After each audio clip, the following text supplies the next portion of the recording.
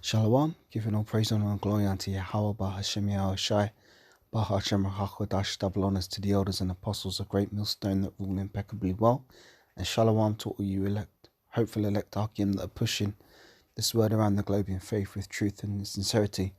So as always, I start by saying we are the real Hebrew Israelites, the real Israelites, you so-called Negroes, Latinos, Hispanics, and Native Americans predominantly, also you West Indians and West Africans.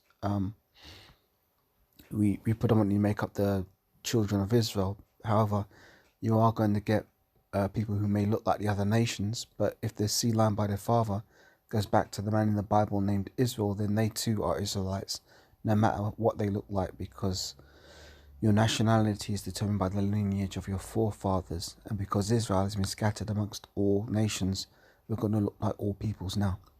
So I just want to get into this article which shows the folly of this current kingdom that we're in, the society that is ruled by Esau Edom, which, for those of you who don't know who Esau and the nation of Edom is, those are what would predominantly be called you white people on the face of the earth today. Predominantly you Europeans, you French, you British, you Germans, you Americans, so-called. You're really descendants of the man in the Bible named Esau, who was then later named Edom, who was the progenitor of the forefather of that nation. So let's get into this article. It says, Life and Style. What's behind Drake's $400,000 mattress? $400,000 mattress. The Canadian rapper clearly knows the value of a good night's sleep if his handmade Swiss mattress is anything to go by. So it says, last week Drake made headlines when a tour of his luxury apartment revealed that he is sleeping on a fortune. Literally, his mattress costs $400,000. Yeah, $400K. The mattress made by the Swiss company Hastings reportedly already has a waiting list in New York and Los Angeles. Only about a dozen of them were made in the first run, with each mattress being completely handmade, taking 600 hours to make. 600 hours is about a month's worth of work for the mattress building team. Population 4. Total population 4. So let's not pretend the mattress is reasonable. But it's not the most ridiculously priced object in Jake's house either. His chandelier is made of 20,000 pieces of Swarovski crystal. What kind of bullshit, man. In fact, the celeb's universe sitting alongside Jennifer Lopez's $1,200 weekly placenta facial habits. Placenta facial habits, what the hell's that? Rihanna's $25,000 weekly expense on her hair, and the 1.3 million car that Drake owns. The mattress almost seems thrifty. But most of us will never be able to spend that sum on a home. But it is nonetheless nice to read about the different culture towards sleep surrounding the mattress. According to an interview with Hastings Los Angeles store manager Linus Adolphson in Vice, the Swedes set a lot of store by a good night's sleep. Adolphson describes it as a form of self-care. Of course he does, while making a pretty good argument for why your mattress should cost more than the family car. Your mattress should be the most important piece of furniture in your home. In Sweden, if your couch costs more than your mattress, people won't understand. We have a completely different attitude to sleeping, Adolphson told Vice. In reality, this is probably just a really good PR spiel. The Swedes also came up with the word lagom, meaning just the right amount, which clearly cannot be applied to that kind of price tag. Don't worry, a classic Hastings mattress only costs $190,000. So this is bullshit, man. This is bullshit. Folly setting great dignity. So let's get some scriptures. Luke 6 and 24 sounds like a good place to start.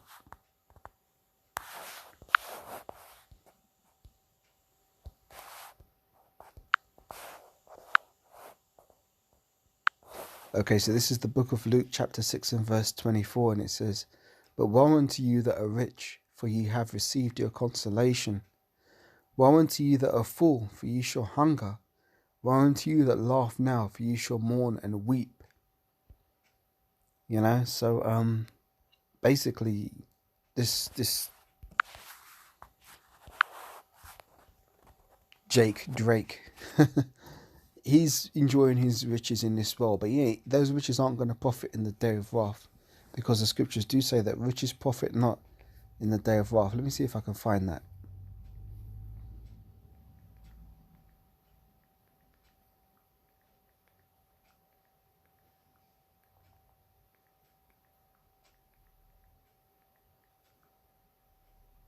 This is Proverbs chapter 11 and verse 4.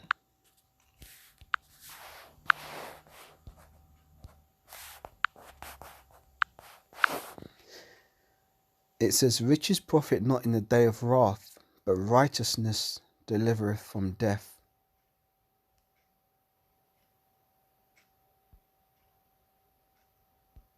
Let me read it again. Proverbs 11 and 4.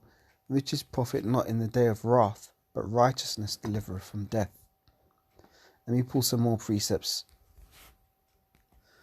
I should have a few more, Lord willing.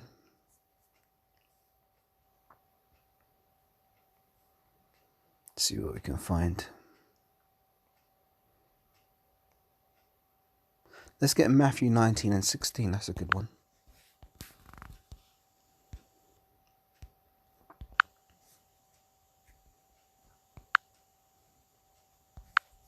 Okay, so this is the book of Matthew, chapter 19 and verse 16. And this is an account where a young rich man came unto Yahushua and was sought to follow him. But when Yahushua told him to give up his riches and follow him, the young man didn't want to do it because he had great riches. So let's get into it. This is Matthew 19 and 16, and it says, Behold, one came and said unto him, Good master, what good thing shall I do that I may have eternal life? And he said unto him, Why callest thou me good? There is none good but one, that is the Most High. But if thou wilt enter into life, keep the commandments. He said unto him, Which? Yahushua said, Thou shalt not do murder. Thou shalt do no murder. Thou shalt not commit adultery. Thou shalt not steal. Thou shalt not bear false witness. Honour thy father and thy mother, and thou shalt love thy neighbour as thyself. The young man saith unto him, All these things I have kept from my youth up. What lack I yet? And Yahushua said unto him, If thou wilt be perfect, go and sell that thou hast, and give to the poor, and thou shalt have treasure in heaven, and come and follow me. But when the young man heard that saying, he went away sorrowful, for he had great possessions. Then Yahushua saith unto his disciples, Verily I say unto you, that a rich man shall hardly enter into the kingdom of heaven.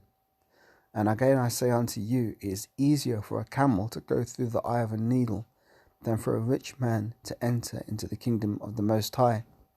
And when his disciples heard it, they were exceedingly amazed, saying, Who then can be saved? But Yahushua beheld them and said unto them, With men this is impossible, but with the Most High all things are possible.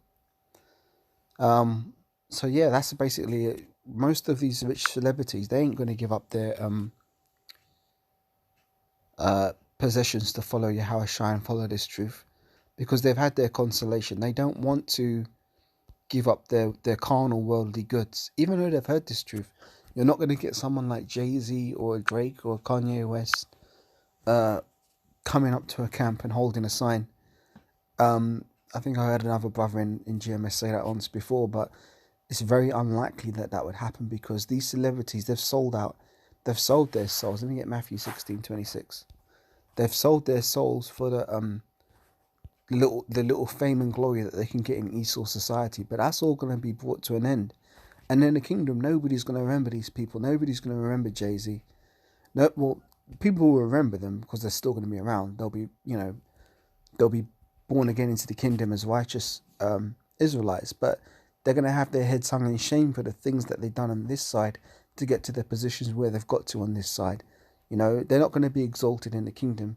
The people who are going to be exalted in the kingdom is Yahushua, King David, and the 144,000 elect. Those are going to be the people who are put on high and highly esteemed in the kingdom of heaven. So Matthew 16:26 says, For what is a man profited if he shall gain the whole world and lose his own soul? Or what shall a man give in exchange for his soul? And that basically is a cut to all those celebrities who have given up their souls, sold their souls, done deplorable things behind the scenes, made their dirty deals just to get to where they are in this world now. Everything's going to be destroyed along with them and along with their riches. So everything they've done has basically been in vain. Let me get Wisdom of Solomon chapter 5. See, while these people look down at us because we're considered poor men in this society, ultimately the tables are going to be flipped and the script's going to be flipped. This is Wisdom of Solomon 5 from 1 on down. It says, "Then shall the righteous man stand in great boldness before the face of such as have afflicted him, and made no account of his labours. When they see it, they shall be troubled with terrible fear, and shall be amazed at the strangeness of his salvation, so far beyond all that they look for. And they, repenting and groaning for anguish of spirit, shall say within themselves, This was he whom we had sometimes in derision, and a proverb of reproach. We fools accounted his life madness, and his end to be without honour. How is he numbered among the children of the Most High, and his lot is among the saints?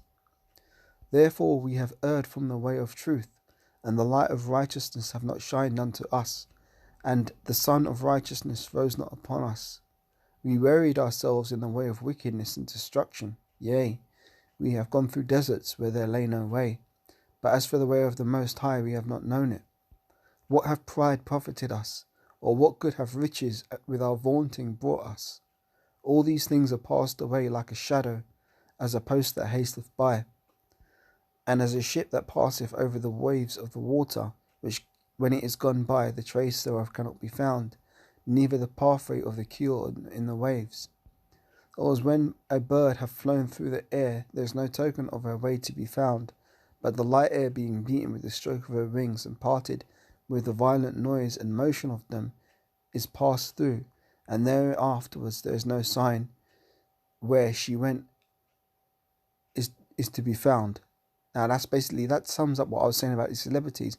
When this world passeth away, it's going to be like all the works that they've done on this side, they're going to be forgotten. It's not going to amount to anything. Because what you've got to remember is that you've always had celebrities throughout all the ages. For example, in the Babylonian Empire, there are celebrities. In the Greek Empire, there are celebrities. In the first leg of the Roman Empire, there are celebrities. But none of those celebrities are recorded in the Holy Scriptures. The only people that are recorded in the Scriptures are the prophets and the elect.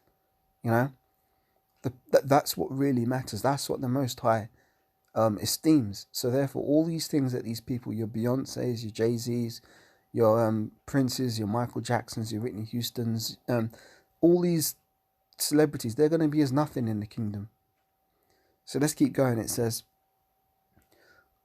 Wisdom of Solomon 5 and 12, "Or like as when an arrow is shot at a mark, it parteth the air, which immediately cometh together again, so that a man cannot know where it went through. Even so we, in like manner, as soon as we are born, begin to draw to our end, and had no sign of virtue to shew, but were consumed in our own wickedness. For the hope of the ungodly is like dust that is blown away with the wind, like a thin froth that is driven away with the storm, like as a smoke which is dispersed here and there with a tempest, and passeth away as the remembrance of a guest, that tarrieth but for a day. But the righteous live for evermore. Their reward is also with the Most High, and the care of them is with the Most High. Therefore they shall receive a glorious kingdom and a beautiful crown from the Lord's hand. For with his right hand shall he cover them, and with his arm shall he protect them. He shall take to him his jealousy for a complete armor, and make the creature his weapon for the revenge of his enemies. He shall put on righteousness as a breastplate, and true judgment instead of a helmet. But yeah, that's the point, man. Righteousness is what's going to deliver you. Righteousness is what's going to get you on a chariot. Righteousness is what's going to get you a crown.